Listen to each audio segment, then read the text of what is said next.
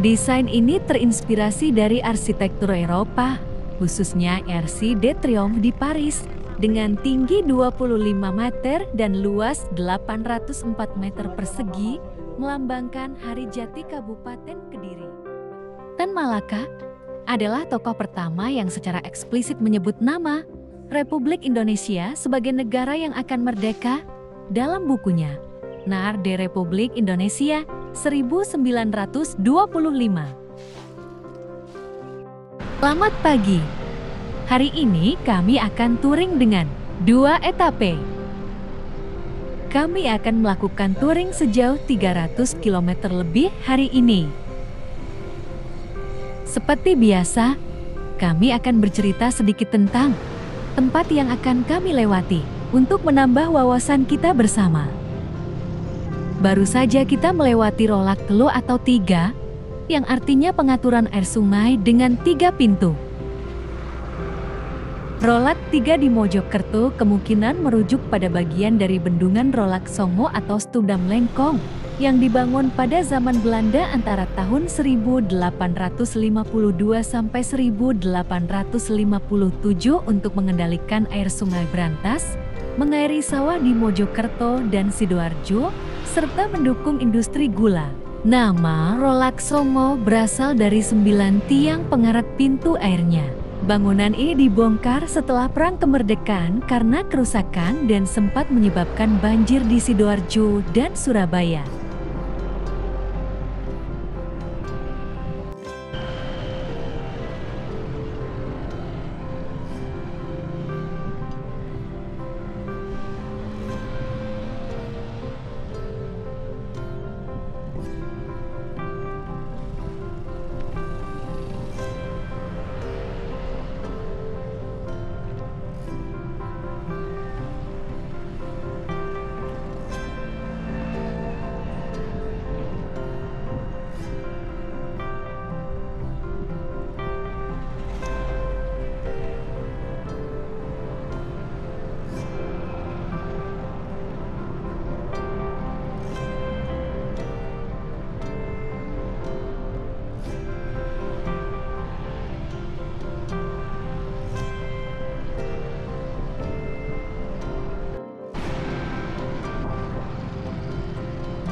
Kita sampai di kota Mojokerto, kota tua peninggalan Kerajaan Majapahit.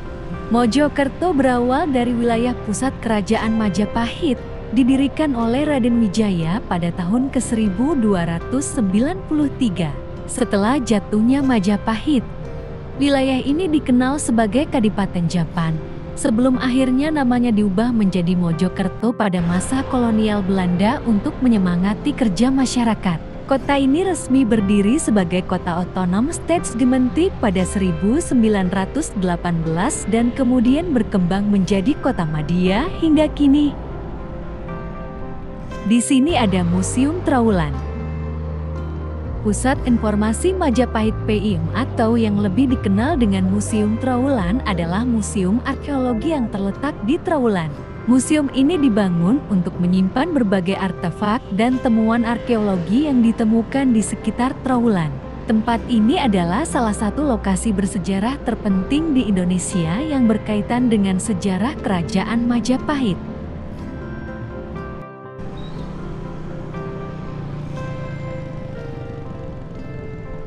Selanjutnya, kita menuju ke kota Jombang.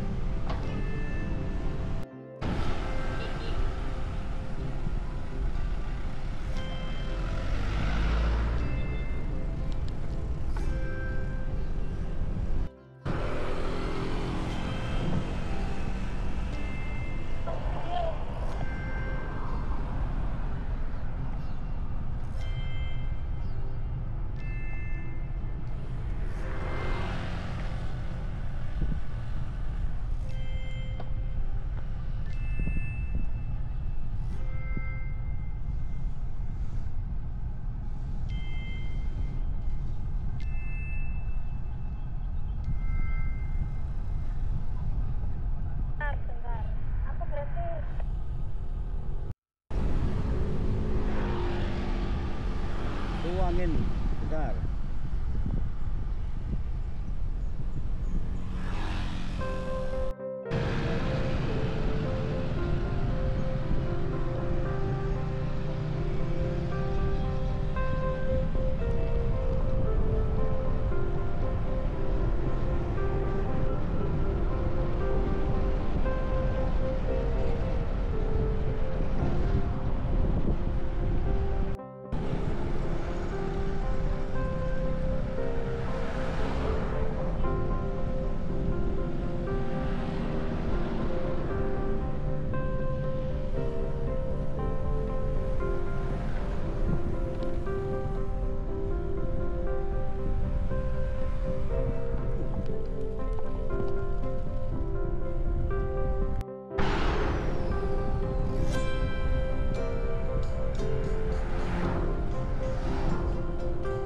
Kita akan beristirahat dulu di Astari.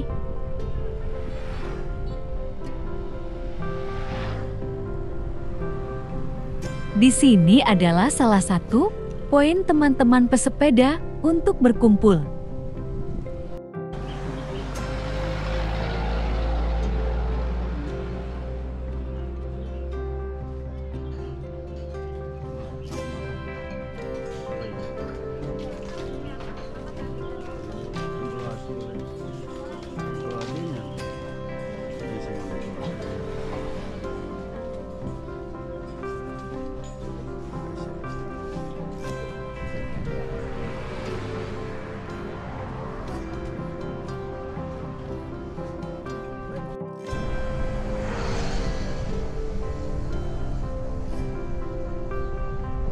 Setelah istirahat dan makan, kami melanjutkan perjalanan menuju ke kota Kediri.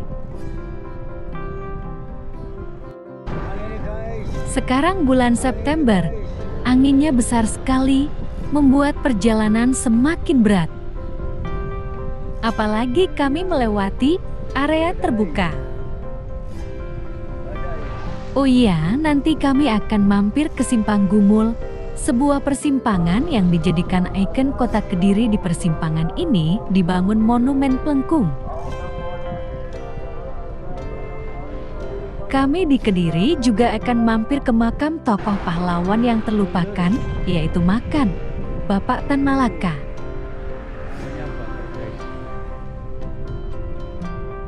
Kita ulik sedikit tentang Monumen Plengkung di Simpang Gumul, Kediri.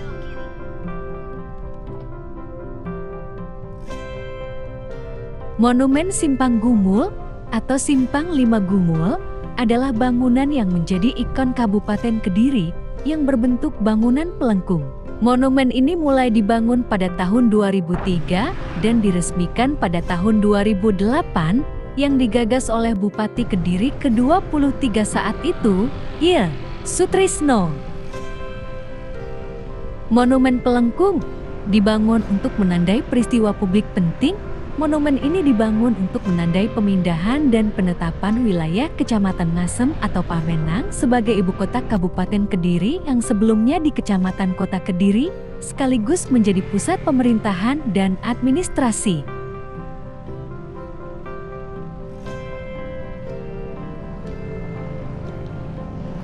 Desain ini terinspirasi dari arsitektur Eropa, khususnya RC de Triomphe di Paris, dengan tinggi 25 meter dan luas 804 meter persegi, melambangkan hari jati Kabupaten Kediri.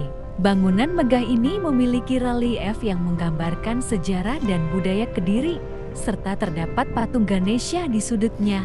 Juga memiliki 6 lantai dengan berbagai ruang seperti auditorium, ruang serbaguna, dan minimarket, serta dilengkapi 3 terowongan bawah tanah untuk akses.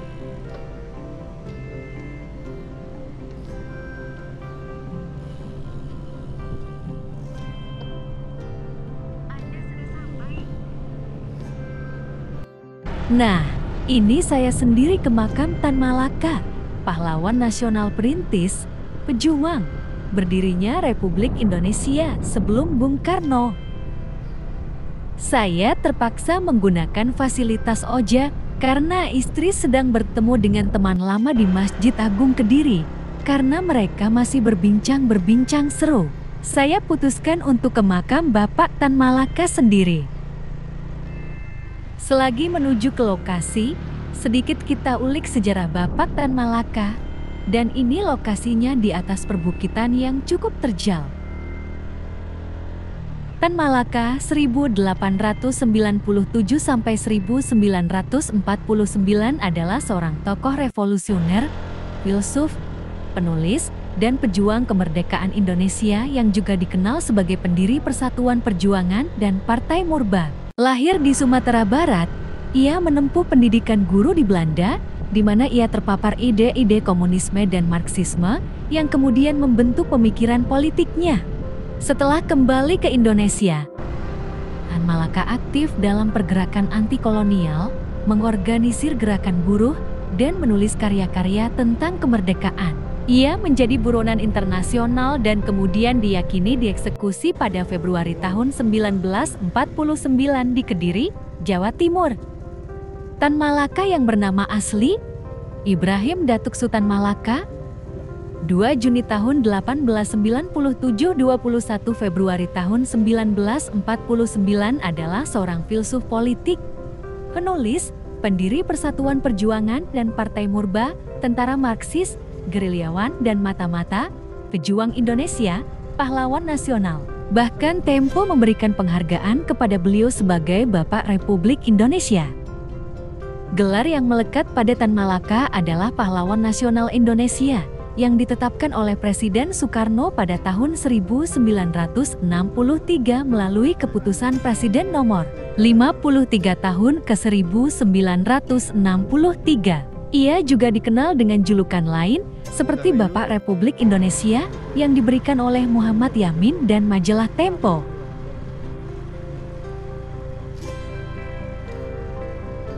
Dia lahir dari pasangan Rasad Caniago dan Sina Sinabur dengan nama asli Ibrahim.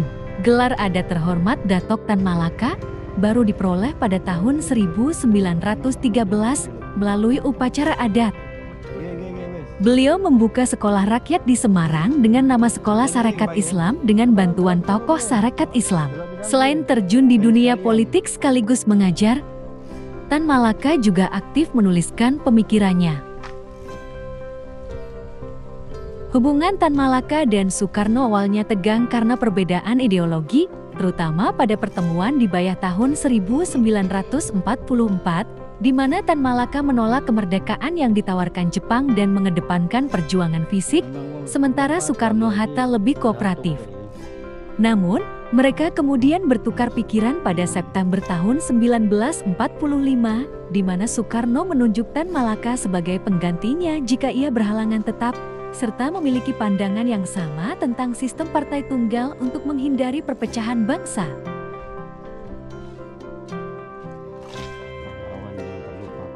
Sebelum Sumpah Pemuda 1928, Tan Malaka adalah tokoh pertama yang secara eksplisit menyebut nama Republik Indonesia sebagai negara yang akan merdeka dalam bukunya Naar de Republik Indonesia 1925.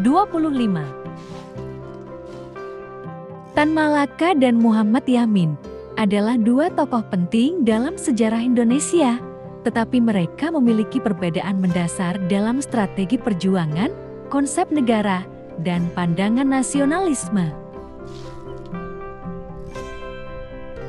Tan Malaka percaya bahwa kemerdekaan harus diperjuangkan dengan revolusi total, tanpa kompromi dengan Belanda. Baginya, perundingan dengan penjajah hanya akan merugikan rakyat karena Belanda selalu mencari cara untuk mempertahankan kekuasaannya. Oleh karena itu, ia menolak keras perundingan Linggarjati dan Renville yang dianggapnya sebagai pengkhianatan terhadap perjuangan kemerdekaan. Untuk melawan diplomasi yang dianggap melemahkan perjuangan, ia membentuk Persatuan Perjuangan pada tahun 1946 dan menyerukan perang total melawan Belanda. Perbedaan ini menunjukkan bahwa Tan Malaka lebih revolusioner dan menolak segala bentuk kompromi, sementara Yamin lebih pragmatis dan mengutamakan negosiasi. Demikian ulasan singkat tentang Bapak Tan Malaka.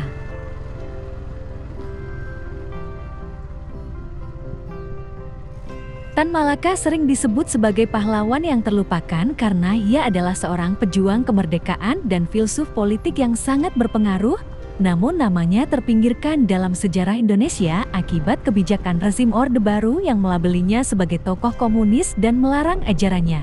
Padahal, Tan Malaka adalah salah satu tokoh pelopor kemerdekaan Indonesia, pendiri Partai Murba, dan sosok yang dikenal sebagai Bapak Republik. Untuk menuju ke makam Tan Malaka dari Masjid Agung Kediri 13 km ke arah barat, jalurnya naik. Jalur warna biru tua jalur naik, untuk warna biru muda jalur turun ekstrim. Posisi makam di lembah di antara bukit-bukit. Kami kembali ke Masjid Agung Kediri, melewati jalur hijau. Jika ingin berkunjung di sini bisa dengan jalur hijau, tidak terlalu ekstrim naiknya. Tetapi ada beberapa jalan masih tanah.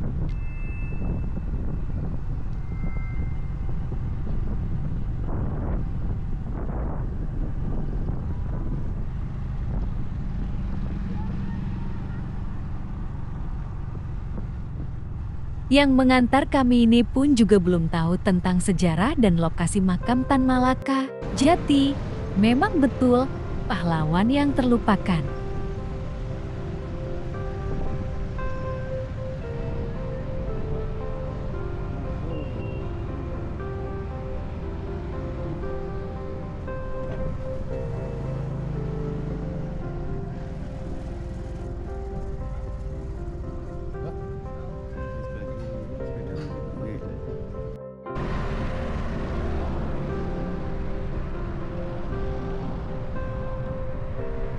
Kami pun melanjutkan perjalanan ke kota Tulungagung. Rencananya kami akan bermalam di Tulungagung karena besok pagi kami akan ke Bendungan Wonorejo di Tulungagung.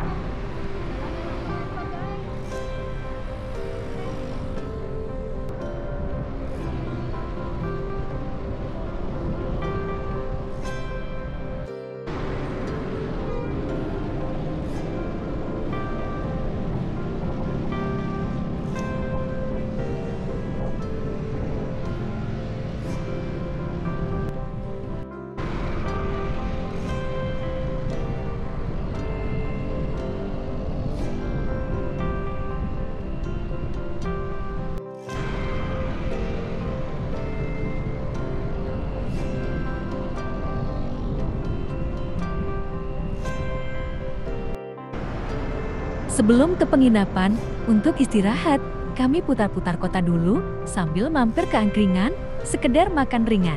Dan kami ke Gun Gun Bike untuk servis sedikit sepeda kami.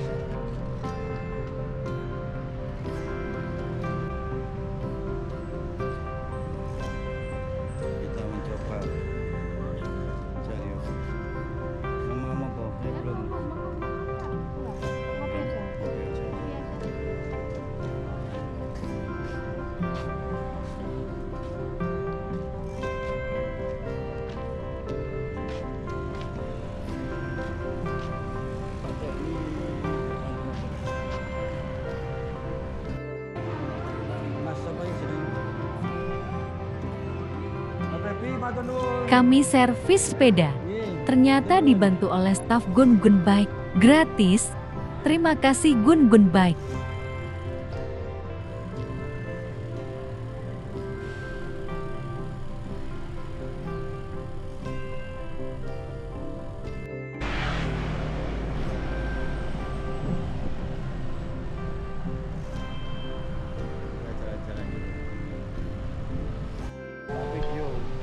Kami bertemu teman dari Gresik Ong Sugi, Dialog Gresik Surabaya, Malang, Tulungagung, Kediri, dan Surabaya Gresik. Rencananya dia lanjut pulang malam ini ke Gresik.